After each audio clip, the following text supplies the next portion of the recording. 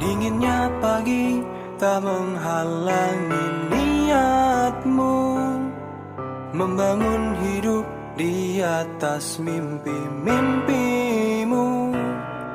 Walaupun hidup tak selalu berpihak padamu, tapi kau tak menyerah. Terik mentari tak mampu hanguskan asamu. Kau tak peduli hujan badai menghempas tubuhmu. Kau tetap berdiri dengan senyuman terbaikmu. Tuhan menyertaimu.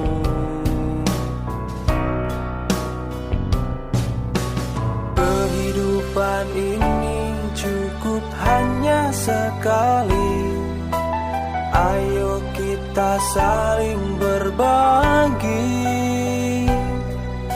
Semua saudara kita hidup bersama. Kami sebagai warga masyarakat Ibo dalam hal ini di Kota Palembang merasa turut prihatin dan juga turut berduka atas musibah kebakaran ini. Dan ini mungkin kali yang ketiga kali yang akhir hari ini dalam satu minggu ini terjadi kebakaran.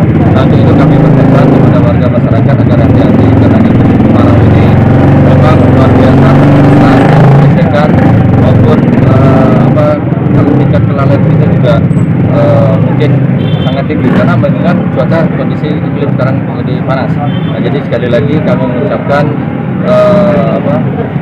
turut berduka dan prihatin atas terjadi kebakaran ini. Semoga apa yang kami lakukan ini walaupun sedikit membantu paling tidak meringankan beban dari saya sama Anda Diagus Amal Sarugi Ketua Yayasan Kaki Agung. Kami berdua dengan YLKI sama-sama saling kontak untuk melakukan bantuan beras berupa 100 kg.